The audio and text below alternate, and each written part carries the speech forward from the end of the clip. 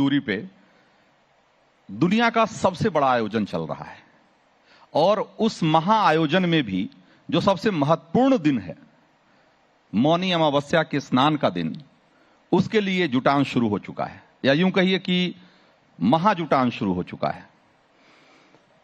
एक ऐसा आयोजन जिसमें कि एक ही जगह पे, एक ही समय पे इतने सारे लोग, करोड़ों लोग इकट्ठा हो, उसके लिए किस स्तर पे इंतजाम करने की जरूरत है, क्या क्या चुनौतियां हैं, आप और हम सिर्फ उसका अंदाजा भर लगा सकते हैं, या मैं तो ये कहता हूं कि इसका शायद अंदाजा भी नहीं लगा सकते सही तरीके से। और पूरी सरकार, मुख्यमंत्री और डिप्टी सीएम से लेकर छोटे छोटे अधिकारी तक जिस तरीके से दिन रात जुटे रहे हैं इस कार्यक्रम को सफल बनाने के लिए, इस आयोजन को कामयाब बनाने के लिए, वो काबिले तारीफ है। लेकिन बावजूद इसके केशव प्रसाद मौर्य जी, जब अखिलेश यादव जाते हैं स्नान करने के लिए, नेता प्रतिपक्ष, तो उनको हर जगह कमियां ही कमियां दिखती है। कुछ तो कमी रह गई होगी आपकी तरफ से। अगर दृष्टि दोष और मानसिक रोग या दोनों हो तो कितनी भी अच्छी चीज होगी तो दिखाई भी सही नहीं देगी, वह बात समझ में भी सही से नहीं आती है। और श्री अखिलेश यादव जी को मैं ये कहूंगा कि दृष्टि दोष और मानसिक रोग, महाकुंभ जैसे आस्था के महापर्व को लेकर के लगातार उनकी बहुत ही आस्था को चोट पहुंचाने वाली जहरीली टिप्पणियां आती रही हैं। मैंने कहा है एक बार परिवार के साथ, अपने पार्टी के लोगों के साथ महाकुंभ में आकर डुबकी लगाएं। वो गए, डुबकी भी लगाए, लेकिन अभी भी उनका विकार बाकी है। मैं चाहूंगा एक और स्नान एक बार कर लें। अच्छा, तो लोग तो कह रहे हैं कि आप लोगों ने उनके महाकुंभ नहीं आने को लेकर इतना माहौल बनाया कि दबाव में आकर उनको आना पड़ गया वहां। हमको माहौल बनाने की जरूरत नहीं है, देश और प्रदेश की जनता ने ही ऐसा माहौल बनाया हुआ है कि महाकुंभ या कोई भारतीय जनता पार्टी का महाआयोजन नहीं है। ये आस्था का महापर्व है और सदियों से, युगों से होता रहा है। और इसमें अनगिनत संख्या में, मतलब पूज्य साधु संत तो आते ही हैं, लेकिन श्रद्धालु भी बहुत बड़ी संख्या में आते हैं। 2025 का महाकुंभ अपने आप में एक अलौकिक आनंद प्रदान करने वाला है। संयोग ऐसा बताया जाता है कि 144 वर्षों के बाद ऐसा संयोग आया है। और इस बार के महाकुंभ में मैं देख रहा हूं कि जहां पूज्य संत, बड़े बुजुर्ग तो आते ही हैं, युवा पीढ़ी उमड़ पड़ी है महाकुंभ में डुबकी लगाने के लिए। और वह केवल उत्तर प्रदेश से नहीं, देश से नहीं, दुनिया के दूसरे देशों से भी बड़ी संख्या में लोग आ रहे हैं। हम सबका स्वागत करते हैं और सभी से ही अपील करेंगे, हम टाइम्स नाउ और नवभारत के मंच से, कि इस पर ओछी टिप्पणी ना करें, इस पर आस्था को चोट पहुंचाने का प्रयास ना करें। महाकुंभ सबका आयोजन है, सब लोग मिलकर के उसकी सफलता की कामना करें, प्रार्थना करें। और सरकार की ओर से, डबल इंजन सरकार की ओर से, माननीय प्रधानमंत्री श्री नरेंद्र मोदी जी के मार्गदर्शन में, आदरणीय मुख्यमंत्री योगी आदित्यनाथ जी की अगुवाई में, हम लोगों ने जितनी अच्छी से अच्छी व्यवस्था हो सकती थी वो करने का प्रयास किया है। और अभी तक हमारे 2 महा स्नान, जिसको इस बार अमृत स्नान के रूप में नामकरण हमारे पूज्य संतों ने रखा है, ये पौष पूर्णिमा का और मकर संक्रांति का हो चुका है। जो महाकुंभ का सबसे बड़ा स्नान माना जाता है वो मौनी अमावस्या का स्नान माना जाता है। मौनी अमावस्या कल है। मैं गंगा मैया से प्रार्थना करता हूँ, वहाँ बेड़ी माधव भगवान प्रयागराज में मान्यता के अनुसार वही सारी व्यवस्था संभालते हैं।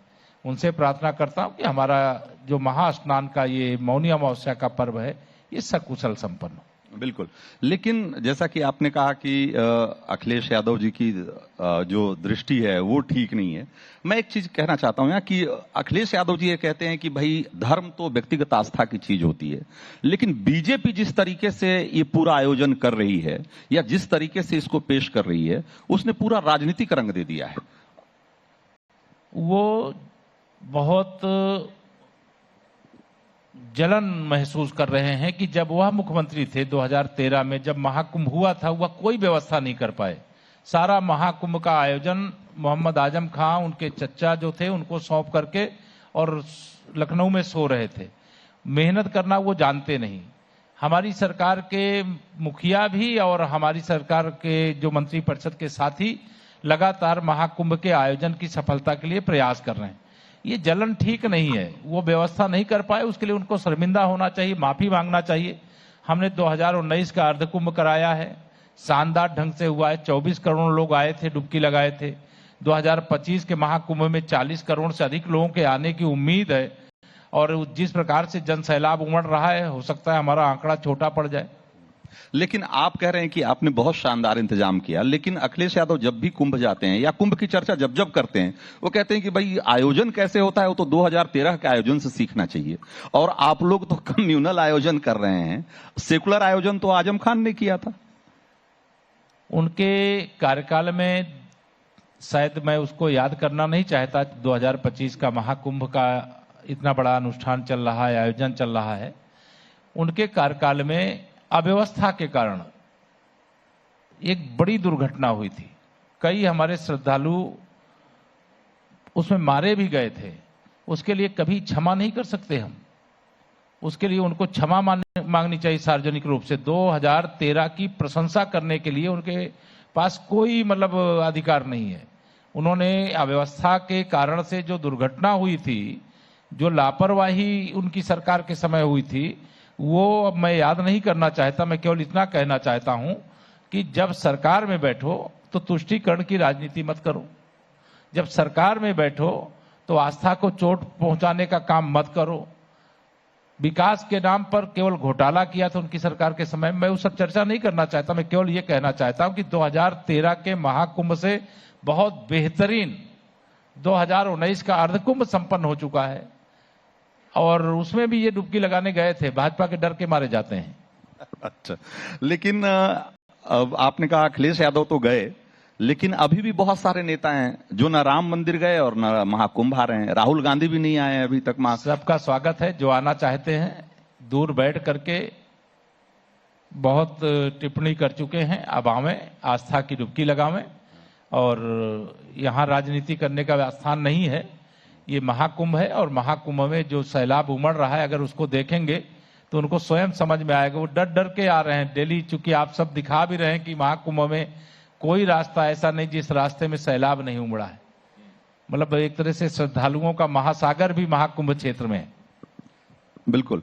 तो मैं ये कह रहा हूं कि जो नेता महाकुंभ से अभी इन्होंने दूरी बना रखी है, या बहुत सारे लोगों ने राम मंदिर भी जाना जरूरी नहीं समझा, जबकि इस देश का जो बहुसंख्यक समुदाय है उसकी बहुत गहरी आस्था इन दोनों ही जगहों को लेकर रही है, तो ऐसे लोग किस दबाव में या किस वजह से नहीं आना चाहते? देखिए, उनको लगता है कि जितने भी श्री राम जन्मभूमि पर मंदिर बन गया है, तो उनको लगता है कि उनका वोट बैंक उनसे नाराज हो जाएगा। महाकुंभ का इतना जबरदस्त आयोजन हो गया है, उसकी इतनी तैयारी हो चुकी, इतने लोग स्नान करने के लिए आ रहे हैं, तो वोट बैंक बचाने के चक्कर में इस प्रकार का आचरण करते हैं। लेकिन मैं पूरे दावे से कह सकता हूं कि चाहे वह कोई भी हो, चाहे वो कांग्रेस के लोग हों, चाहे समाजवादी पार्टी के लोग हों, या भाजपा विरोधी अन्य दलों के लोग हों, उनको अब ये समझना पड़ेगा। अगर नहीं समझेंगे तो जनता समझा देगी। मैं इस विषय पे राजनीतिक बातें नहीं करना चाहता, लेकिन मैं यह जरूर कहना चाहता हूं कि आस्था के विषय को राजनीतिक दृष्टि से ना देखें। हम आस्था के इस महाकुंभ को राजनीतिक दृष्टि से नहीं देख रहे हैं। हमारी श्रद्धा है, हम डुबकी लगाने जाते हैं, हमारी श्रद्धा है, हम वहां स्वागत करते हैं। हमारी श्रद्धा है कि हम कई प्रकार के जो आने वाले श्रद्धालु हैं उनको सुविधा प्रदान कर रहे हैं। हमने आकाश मार्ग हो, रेल मार्ग हो, सड़क मार्ग हो, सभी रास्तों से प्रयागराज पहुंचने के जितने अच्छे से अच्छे कदम उठाए जा सकते हैं डबल इंजन सरकार के माध्यम से, वह उठाए गए हैं, और दोनों सरकारों का खजाना महाकुंभ की सफलता के लिए खुला हुआ है। आप कह रहे हैं कि आस्था का राजनीतिकरण नहीं होना चाहिए, लेकिन यही आरोप आपके ऊपर लगते रहे हैं कि आप आस्था का राजनीतिकरण करते रहे हैं। बीजेपी जो भी करती है उसके पीछे उसका एक राजनीतिक एजेंडा होता है, और इसी एजेंडे के तहत बहुत सारे मुद्दे जुड़े हुए हैं। अब जैसे संभल का मामला है, उसमें कहा जा रहा है कि जहां आप खुदाई कर रहे हैं सबके पीछे एक राजनीतिक एजेंडा है। देखिए, ये मानसिक रोग और दृष्टि दोष मैं क्यों कह रहा हूं, इसीलिए कह रहा हूं कि पहले ये इलाज करा लें, उसके बाद बात करने के लिए बैठें, और मैं उनसे खुली डिबेट करने के लिए तैयार हूं। जो भी दल का नेता बैठना चाहे, मैं बात करने के लिए तैयार हूं। संभल का मामला हो, अयोध्या का मामला हो, मथुरा का मामला हो, काशी का मामला हो, माननीय न्यायालय के समक्ष जो मामले विचाराधीन है उसमें बयानबाजी शोभा देती है क्या? अगर माननीय न्यायालय कोई आदेश दिया, उस पर कोई कार्रवाई हो रही है और उस पर सरकार से सवाल, क्या हम माननीय न्यायालय के आदेश का अनुपालन ना कर रहे हैं? ये चाहते हैं जैसा वो कर रहे थे। हाँ, लेकिन नहीं, वो ठीक है, वो कोर्ट ने कहा उसके हिसाब से चीजें हो रही है, लेकिन उसके बाद जिस तरीके से आपने वहां कार्रवाई की, वो कह रहे हैं कि भाई ये पूरी तरीके से सरकार की सोची समझी साजिश के तहत ये सारी चीजें हुई और आपने जानबूझकर इस तरह का माहौल खराब किया जिसका एक मैसेज जाए और उसका आप राजनीतिक लाभ उठाएं। देखिए, समाजवादी पार्टी गुंडों, अपराधियों, माफियाओं, दंगाइयों की पार्टी है। उनके विधायक, सांसद इससे अछूते नहीं हैं। उनके सांसद और विधायकों के आपसी संघर्ष, वहां राजनीतिक वर्चस्व की लड़ाई में बवाल हुआ।